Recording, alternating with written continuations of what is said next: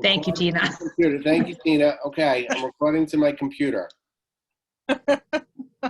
Okay.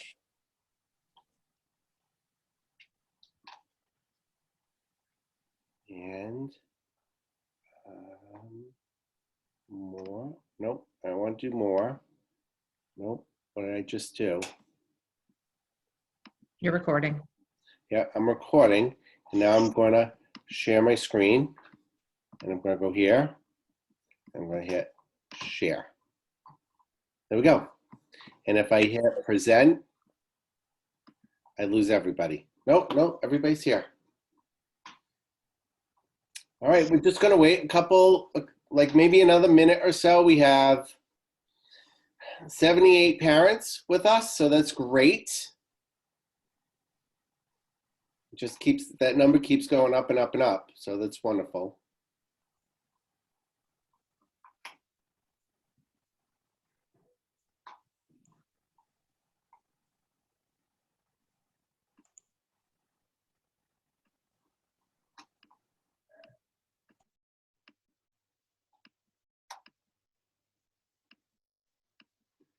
And Ann, just let me know when you think we're good and we can go.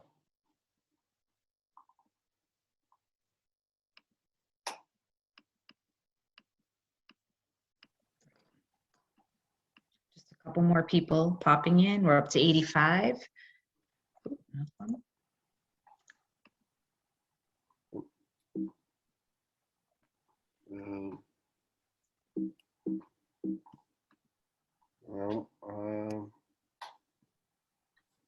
I'll go back to this.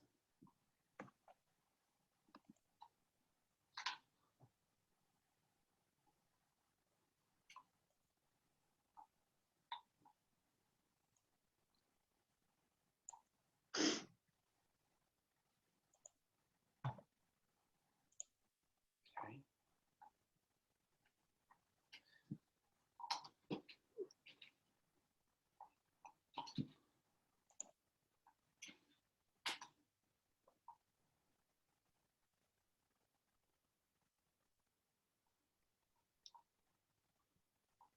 Should we have Molly come over and just get it over with? Or maybe wait till the end when she's done her treat. I hope she doesn't eat that whole treat. That's a lot of cheese right there. Oh boy. All right, well, we hit 90. Let's go ahead. It's 6:02 by my clock. Welcome everybody to the middle school reopening meeting. There was a lot of energy and excitement on Wednesday during our PD day. The custodians all came in and reshuffled furniture. We redid the CAF.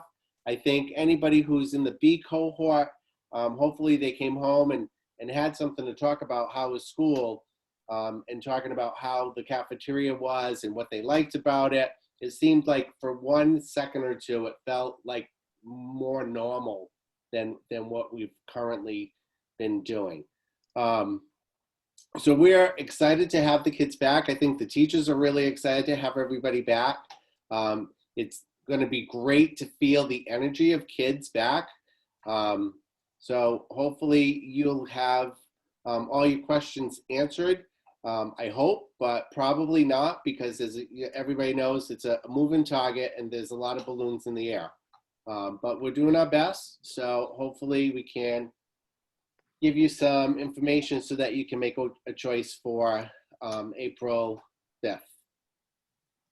So our agenda is to talk about priorities, talk about the choices, talk about things that we want to consider with remote versus all in.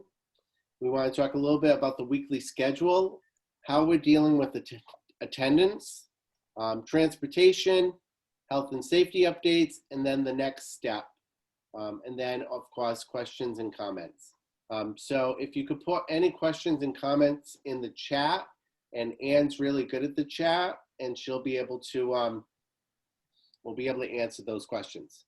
So first up, again, health and safety is the priority for our students. We are following the CDC guidelines that they just released, that the state was already on top of, that all of the rooms have been configured that kids will be 3 feet apart with masks on in the rooms. And when we go into the cafeteria is going to be set up such that the kids will be 6 feet apart and they'll be able to eat without masks. And eventually we'd like to open up outside and have kids go outside to eat as well. The other second thing is relationship building. We know the kids all of a sudden are all going to be back in with their friends, so we need to pump the brakes a little bit and maybe slow down on curriculum and maybe focus on the kids in front of us. And then a third priority is really reorienting kids to school, because for 2 to 3 days out of the week, you can just sit in your PJs and Zoom in, and you don't even have to brush your teeth, which is interesting. And of course, we're asking everybody to be flexible because I'm sure there'll be bumps in the road for the first couple weeks. So the choices are either going to be remote or all in. We're coming back beginning April 5th. We decided as a school that it makes more sense to start the quarter 4, a week earlier than originally planned, and just have a solid from April 5th on quarter 4.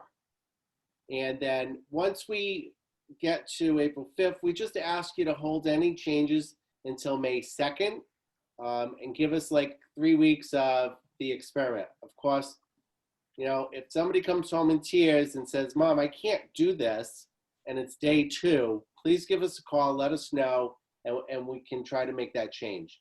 But for the most part, we really would hope that everybody could just hang in there until May 2nd. So when we want to talk about remote, the current remote class is only students in their class that receive instruction, just remote. That may change with it being kind of like a hybrid class where there'll be students live and remote. That is not my first choice. I would like to keep all the remote kids all in one class. It really comes down to numbers. Some of the remote kids that are in a hybrid class will remain in their class due to the specialized circumstances. And I think we've had conversation with parents for those kids just to say, this is the situation and it's a year-round thing. Some of the current remote students that are in a hybrid class could get moved to the remote class, so that way we can balance class sizes. Again, I'd like to keep all of the remote kids together and all the in-school kids also together. And we're going to try to limit the number of schedule changes just for kids and consistency, and for the teachers in their iPass and iParent. We just kind of want to not rock the boat as much as, you know, we could if we had to, but we really want to make as little changes for the kids as possible. Seeing this whole year has been a big change. Did I miss anything in? Nope. There's one question in the chat, but I'm going to wait until you do the after the all-in things to consider. All right. The all-in, again, we open up the building at 7:20. Kids can come in at 7:20. All staff and students are going to wear their masks all day. They'll have the same classmates and travel together from class to class. The one change is we're going to be asking the students to wipe down their desk upon arrival and wash their hands afterwards. Trying to clean up desks for 27 kids, it's just a lot of work for the teachers, and then try to get into the instruction. We just figured if we could share the wealth and allow kids to wipe their hands afterwards, it would just make everything a lot easier. The other thing that we're going to be doing with the all-in, and is lunch in here somewhere? Yes. Okay. All right. We'll talk about lunch shortly. Staff and students will have mask breaks during the day. Again, it's 3 feet apart, 6 feet at lunch. Students can enter and exit the building through their grade level doors. And again, we're asking everybody to leave the building at 2 o'clock, so that way the custodians can thoroughly clean the building, because they have a lot of work to do, especially now that we have twice as many kids in. It's just helpful. Student schedules. Hold on one second, Mr. Gray, I'm just gonna pop it. There's a question in the chat. I'm just curious, from our preliminary survey, what was the percent of students that originally, you know, in our primary survey there, what's the percent plan to be all in versus remote? Like rough, I can't remember what we said. Was it about 20? So we had roughly 40, I believe it was 48 students that wanted to remain remote, all grade levels. And then in the A cohort, there were 2 students that wanted to remain in and 1 student in the B cohort that wanted to go remote. So there's roughly about 50 kids that want to just stay remote because honestly, for some kids, this is really working well for them. And you can tell by their grades and parent comments to me that this is a great thing for my kid right now. With kids helping clean, does that change the length of the class? No, the length of the classes, well, the length of the classes changed a little bit because we had to focus a little bit more on time on learning.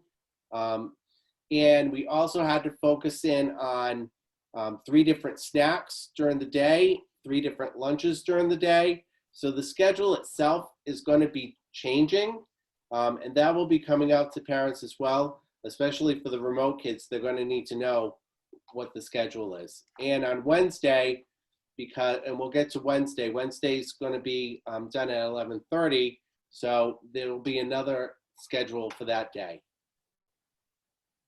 We are allowing right, kids and to come, right. Oh, I don't know. No, go ahead. You're fine. Okay. So from 7:20 to 7:30, students can go directly to the period. We did have kids coming in between 7:30 and 7:40 because I believe that's the kind of thing that we started at the beginning of the year.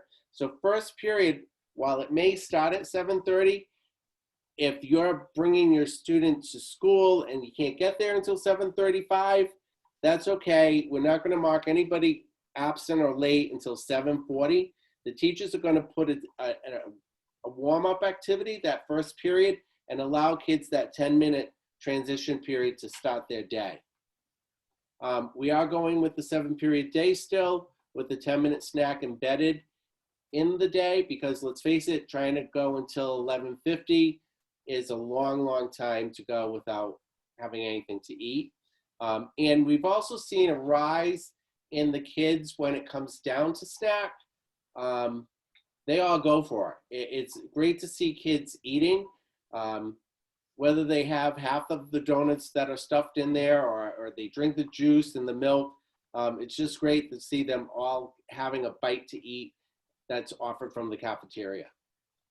And students will then also have a 25-minute lunch. We had to cut it short a little bit to make the time work so that we weren't allowing kids to eat at like 1 o'clock. Having to add the lunch. There is a question about after school help in here. If a student what about after school help? If the students need to leave at 2 p.m., the students will need to leave after school. We're not having after school help in person just yet. We're going to get the kids in the building for the full day, and then we'll change, modify, and see if those types of activities like clubs and things like that can be held in person after school. But that change is not going to happen immediately with the kids coming back on April 5th. Right. I would like there's another question. Just before that, though, you know, we're going to do a dry run for 2 weeks. We're going to go away for April vacation. And then I think we're going to be able to revisit that with Mr. Friend about after school help being until 2:30 and also running some clubs. I know the kids are probably jumping at the bit to do something fun after school. I know some of the teachers are looking forward to starting a club up. So hopefully we can arrange for that to happen. It's just a conversation with Mr. Friend and see how the first 2 weeks go. And do you want to talk about That would be awesome. attendance? It's definitely our goal. Hold on one second. There's a couple more questions. Sure. There's a question about snack. Snacks are held in the cafeteria. So they will have the 6-foot social distance. They'll be able to take their masks off and have a mask break. So snacks and lunch are done in the cafeteria.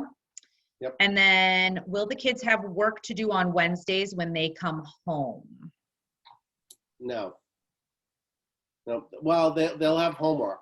They'll have work to do when they get home, based on whatever the teacher assigns for homework. Okay, so with the extra help still staying virtual, the kids are going to need a little bit of a window to get home. So is that extra help time going to be shifted a little bit? Because they're going to be riding the bus home. Right. So they're not going to be home at 2 o'clock. That's a great question. I don't have an answer yet for that, to be honest. It's a teacher contractual thing. But we're all in it together, and I'm sure teachers are willing to maybe hold off and maybe even, I leave at 2, I'm home by 2:30, I'll have my after school help at home at 2:45 to 3:15. So that's just a discussion we have to have with the teachers. When will band lessons take place? Because right now they're on Wednesday. Right. I'm working with Mr. Falvo to figure this out. Again, for the first 2 weeks, I would say we're going to just kind of get kids reacclimated to school, and then Justin will be able to put together a schedule and start pulling kids and doing lessons throughout the school day. Okay. There's a question about mask breaks, and mask breaks, there's a couple ways we do that. Number one, they have them at snack and lunch. Those are 6 feet apart. And number two, what we did was we were doing like mask breaks, but we found that it was more effective if the student needs to take a mask break during class, they raise their hand, ask the teacher, and then they can go to a designated mask break spot in the hallway. And of course, with the weather getting to be nice again, a lot of teachers will take their kids outside for a little break during class, which is always nice too, and they have a little bit of space to take off their mask and breathe. Mr. Goyette, let's just talk a little bit more about Wednesdays because there's a couple questions. What will the Wednesday schedule look like? Will they miss the same periods, or will it be an abbreviated day, or will the Wednesday schedule rotate? So the Wednesday schedule is still periods 1 through 7. We made it so that it is a 28-minute period with a 10-minute snack embedded for each class. We just felt like, just keep that rotation going, periods 1 through 7, and also give them a snack because they can't make it till, 12 o'clock without eating anything. Okay. I think I got them all. We need to look at band lessons. So I'm making us a little list of things we need to follow up on. Okay. All right. So, one more question. On Wednesdays, students will be released at 11:30 for the middle and high school. Right.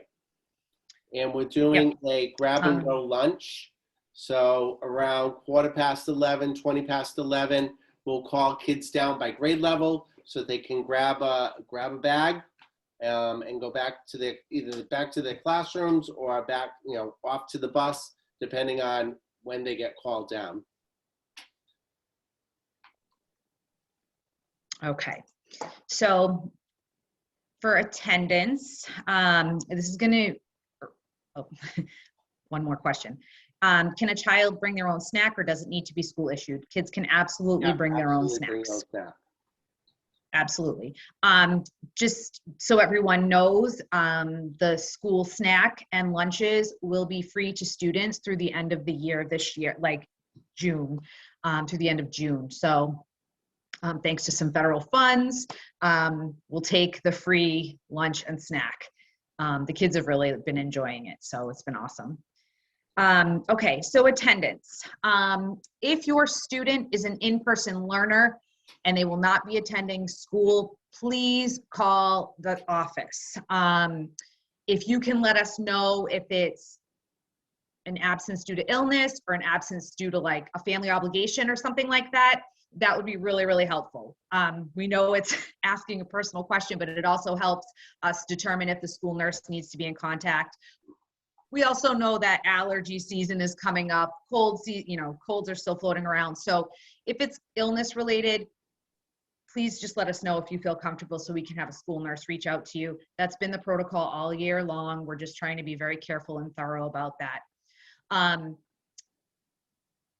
If your child is absent due to illness, the teachers will be notified so that the students can Zoom to room. If we have a COVID positive child, if we have kids in quarantine because they're close contacts, we will still have the option for students to Zoom to room. But what we've been noticing is, oh, I slept in, so I'm just gonna Zoom into school today. Or I just wasn't feeling it, so I'm just gonna Zoom in today. That really needs to come to an end. Our goal is to get kids all in, get them back into the normal routine.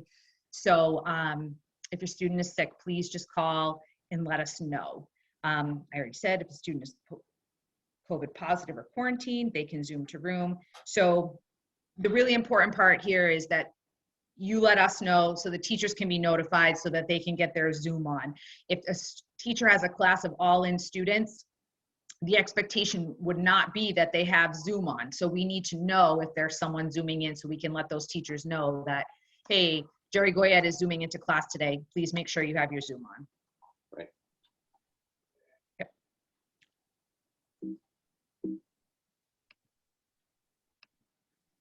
Yep. Transportation. There was a survey that got sent out, so please fill it out as we try to figure out the bus situation. But Mr. Friend is also still encouraging parents to continue to transport students for the remainder of the year. It just really helps everybody out. And if you can do it, we really appreciate it.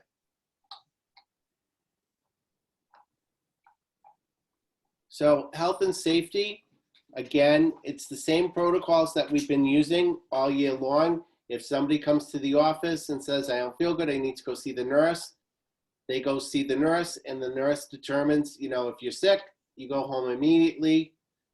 Any kid who tests positive, it's a 10-day minimum or I can't read that, Ann. What does it say?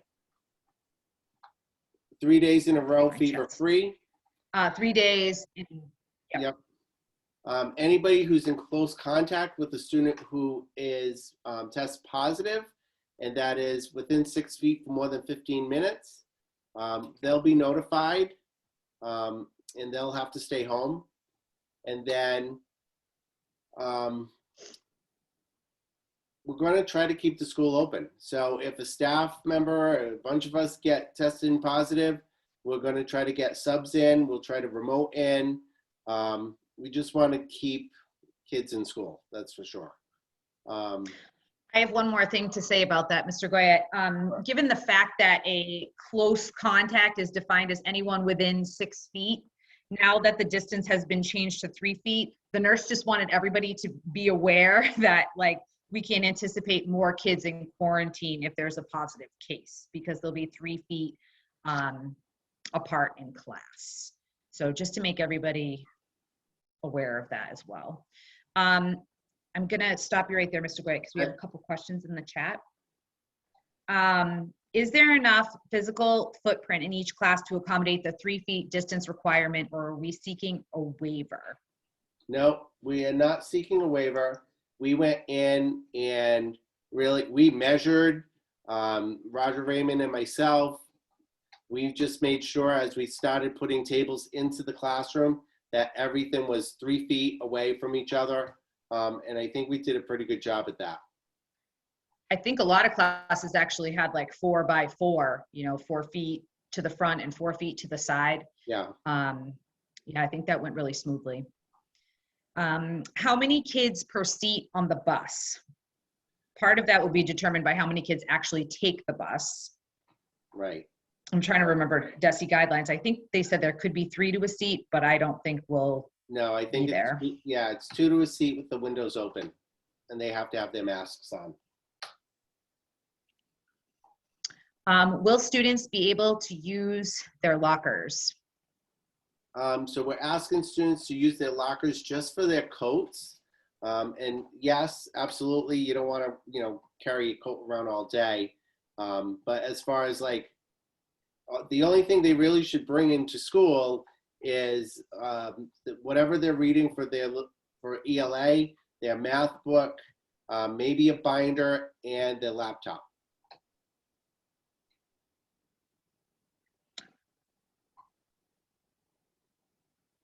We're encouraging kids to bring their Chromebooks to school every day, right? With the charger? Yep, with the charger. Yeah, okay. Okay. If a child is not feeling well but has no fever and Zooms in for a day, will the school require a COVID test to return in person? I would say I would leave that up to the nurse. That's why the nurses generally reach out. So they would be in touch with you so you could talk about some of those symptoms and they could make a better determination on that one. Yep. Can we use the green slip and allow kids to get dropped off by the bus at locations other than their primary residence? So the middle school doesn't do green slips. We really don't allow students to take a bus to their friend's house. Unless it's in a parental emergency where it's a child's, it just is, you don't have anybody at home and you prefer to have the kid, go to somebody's house because it's childcare, then just contact the office and we'll let that happen. We'll write a note for the bus driver, but typically we don't allow kids to go on a bus to go visit their friends. Okay. I was previously driving my child in on hybrid days, but I completed the survey that I will need bus transportation once returning 5 days. Is this possible that I was confused? Nope. If your child now, when we're returning to school in the all-in model, April 5th, if your child needs bus transportation all 5 days, that's what the survey is for. Fill it out and let us know, and we'll get you on a bus route. Yep. And then do we need to know in the transportation request if the bus is just for one way? I don't think so. I think if you just fill it out. I don't think so either. They're gonna just plan the route, whether you're gonna be there or not. They're still gonna run the same route.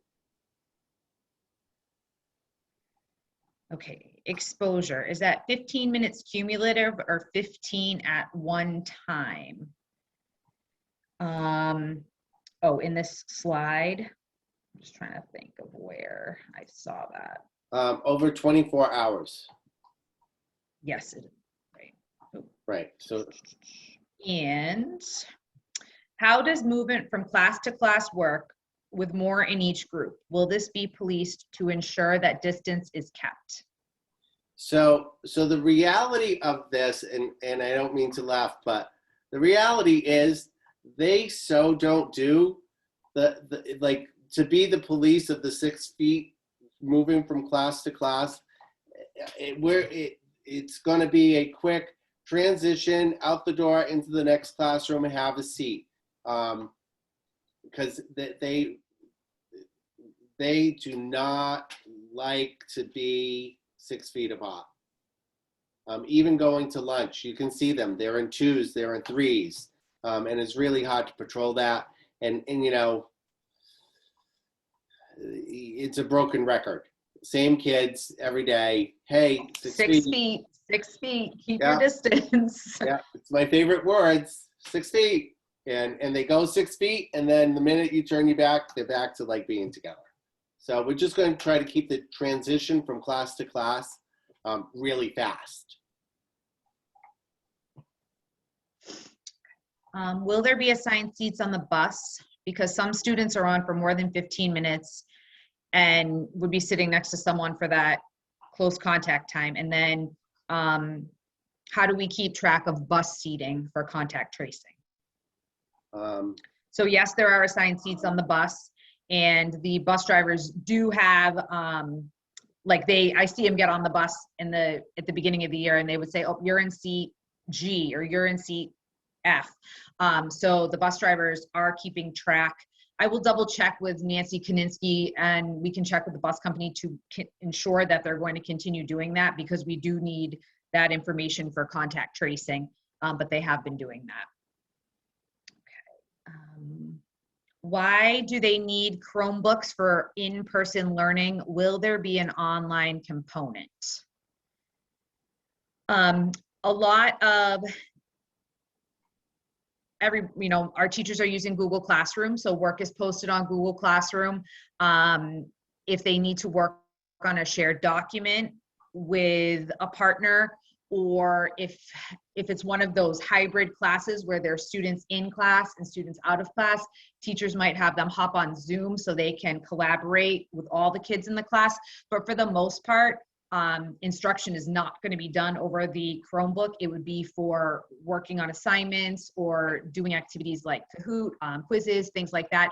What we're finding is if kids come to school and they only bring their phone and they're trying to write like an essay or an open response and type on their phone, it could be a little labor intensive. So it's easier if they have their Chromebook to do some of the work and to check Google Classroom and to check the slides and things like that. That leads into the next question. Is there going to be an effort to keep kids off the computers while in school? I definitely think so, yes. Yeah.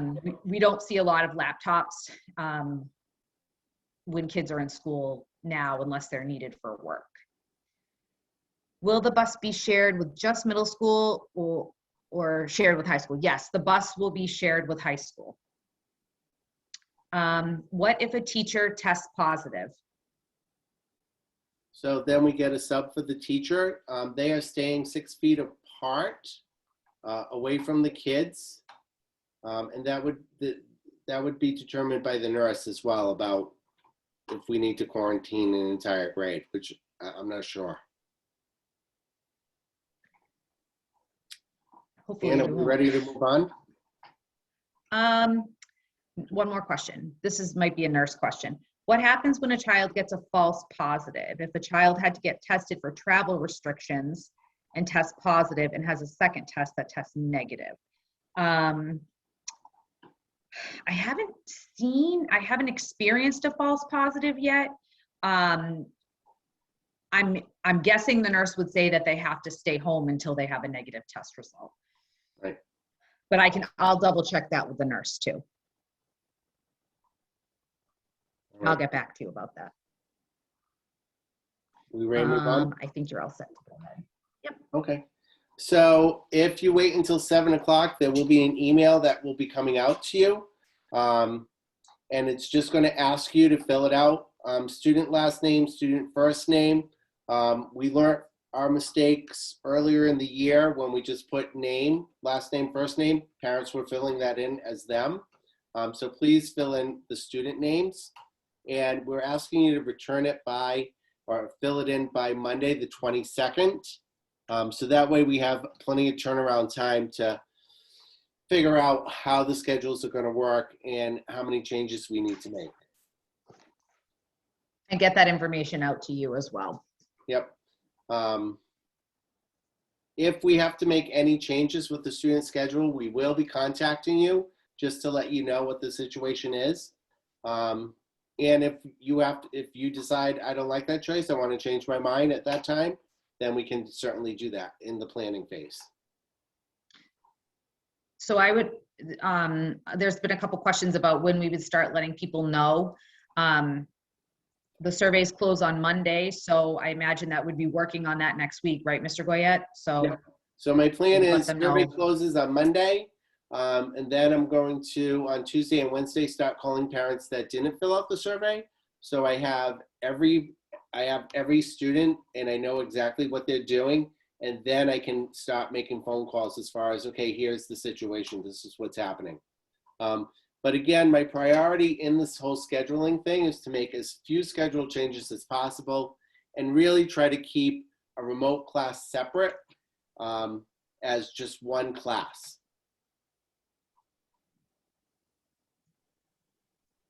And questions? I think we've done questions throughout, so. What about a child that needs to take 2 separate buses on different days to 2 houses? I don't think the survey lets you put in 2 addresses, So give just, Kim in the office a call Yeah, and let just- us know, and we'll make sure that the bus company knows. yep, just call Kim. Yep, we can absolutely make sure that that gets communicated to the bus company.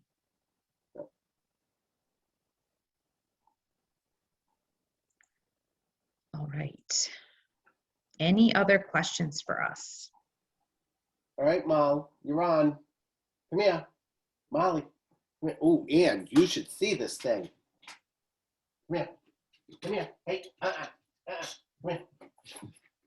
Look, she ate a lot. Oh my goodness. So this is my dog Molly, and she hates when I'm on Zoom. She's a terror, and I just picked up something fun for her to chomp on, and she's doing a good job. But she hasn't missed a Zoom yet. So anything else? One more question. I just want to respond to this. I think she came late. How many kids are coming back? We actually don't know the exact number yet. We'll have a better idea of that on Monday. But from the preliminary survey results, it looks like most students are coming back for in-person learning. Probably, Okay. if I have to take a guess, I would say 280. Because right now our school is 300 and I believe 40. Okay, a couple more questions popped up, Mr. Grant. Sure. Does a child who is remote in a hybrid class definitely go to a different schedule? That is a great child who- question. I would love to again try to keep all the remote kids together. But you know, it all depends. If I have a class of remote kids, 24, and they're solid, and then I have other kids who are in a hybrid but were remote, they're probably going to stay in that hybrid remote class because I don't want to have a class of a huge class. Right. Yeah, I think it depends on the numbers, and I think it depends on the grade too, and where we're at with remote numbers right now. Right. For inclusion classes, will the IA be present in the classroom? Yep. Yep. When will any changes or that no changes will be made to the extra help schedule be announced? So I would anticipate that after vacation. Yeah, after vacation, we'll have a handle on what we're doing after 2 o'clock. You know, if at 2 o'clock for the 2 weeks that we're here, all just us, and the custodians feel like they've done a deep clean and everything's fine, and the half hour makes sense for kids to come and stay, then you know it's 30 minutes. And if anybody knows me well enough, I argue a pretty good game as far as, hey, this is about kids, not about cleaning, and we need the kids to be able to get extra help here and get picked up at 2:30. But I gotta just wait and see on that argument. Okay. These kids have lost 2 full months of learning last year and have not experienced full weeks this year. How much of the curriculum has not been taught, and what's the plan to get them caught up?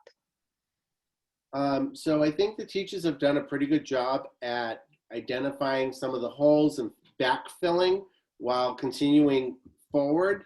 I know there is a plan. Again, I wrote a grant, and hopefully we'll get the money to run like a boot camp during the summer to help also fill in some of those holes.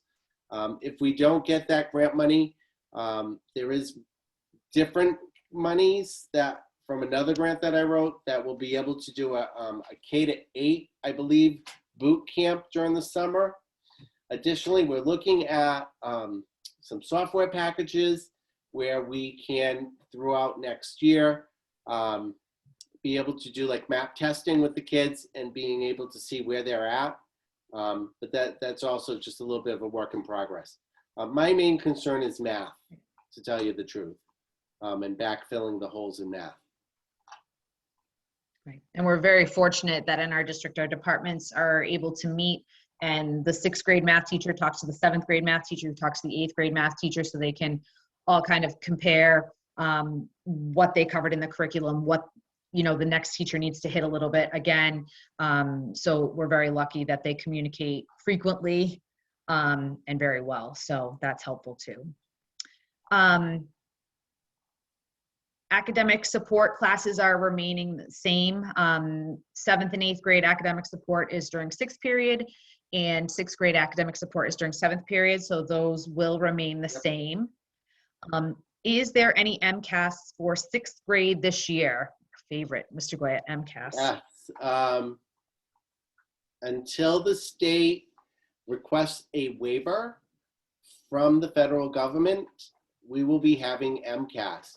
If you have been watching what's been happening with the MCAS, they shifted the elementary dates by 3 weeks, and they took the middle school dates and they said to be determined.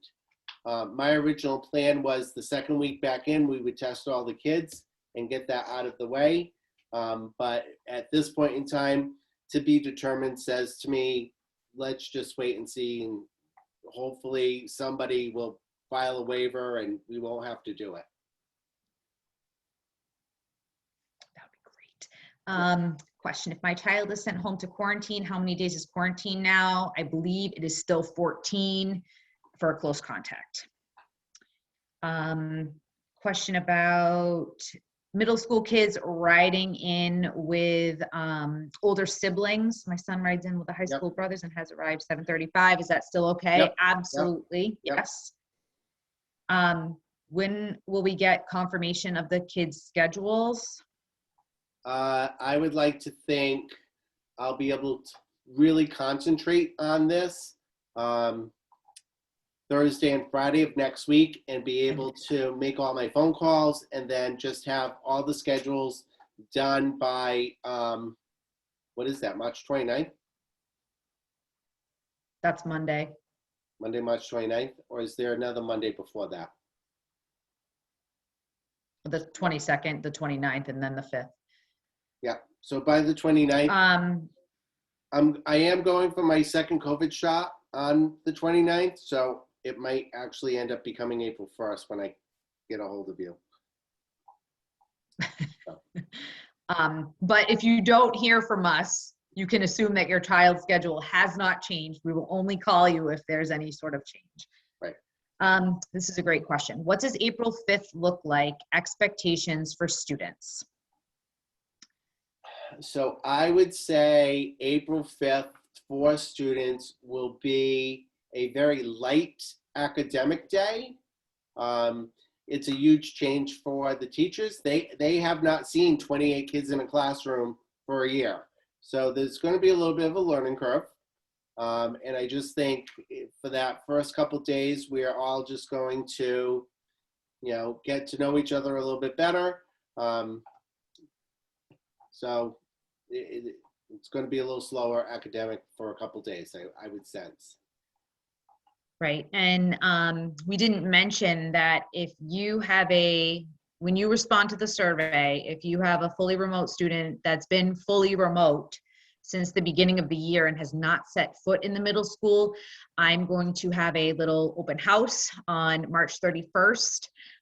So you'll receive a Google form with a time to sign up and come in, and I will take the kids around, show them where their classrooms are, how to get there. We can take a look at their lockers and try their combinations, and I'll just talk to them about how the day goes, when snack is, when lunch is, and how all that works. So if you have a child that has been fully remote since September, and they're coming back to school on April 5th, I will be reaching out and scheduling a time for you to come in on the 31st. Okay. Question in the chat. Will there still be SPP? Yes, there's still an SPP period when kids can ask teachers for question and get support. That will not change. Right. What will the remote kids Wednesdays look like? It's going to be the same as all-in kid. Zooming into their class, receiving instruction. Yep. half day, 11:30 release. Yep.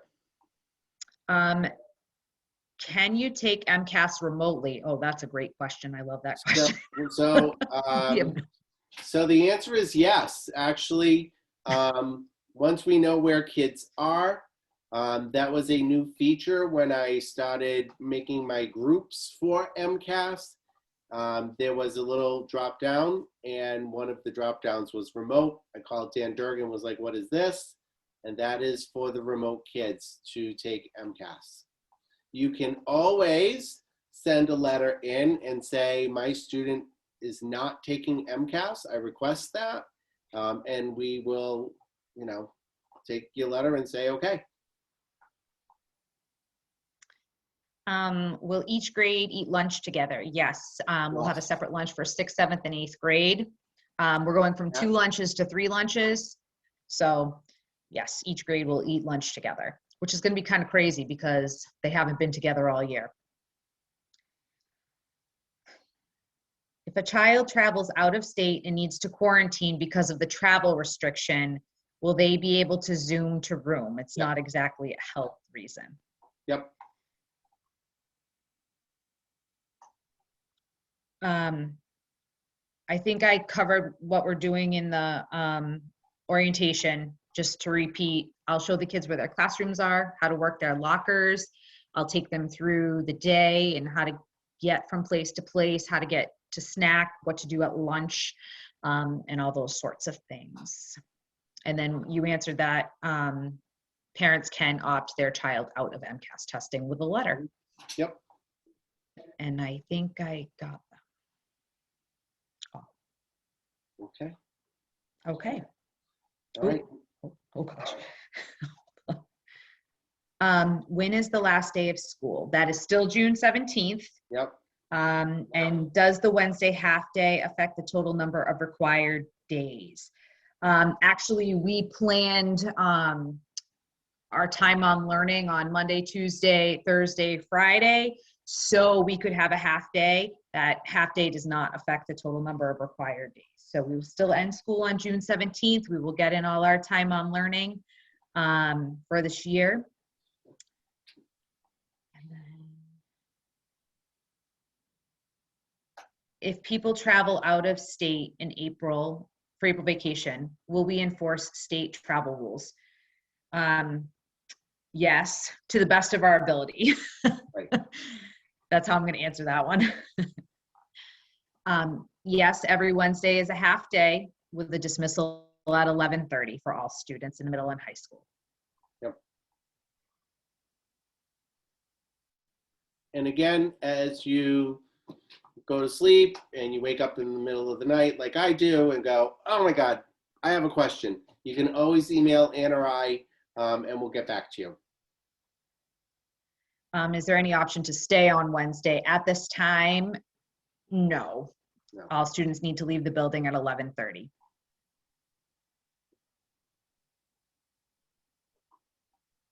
Anybody else? Okay. Yep, like Mr. Goyette said, feel free to reach out. Shoot either one of us an email, and we'll be happy to, we can give you a call, chat via email. We're happy to help however we can. Yep. All right. Right. Thanks, everybody. Good night. Thank you, everyone. Have a good night. We look forward to seeing the kids back on April 5th. Yep. Okay. Thank you.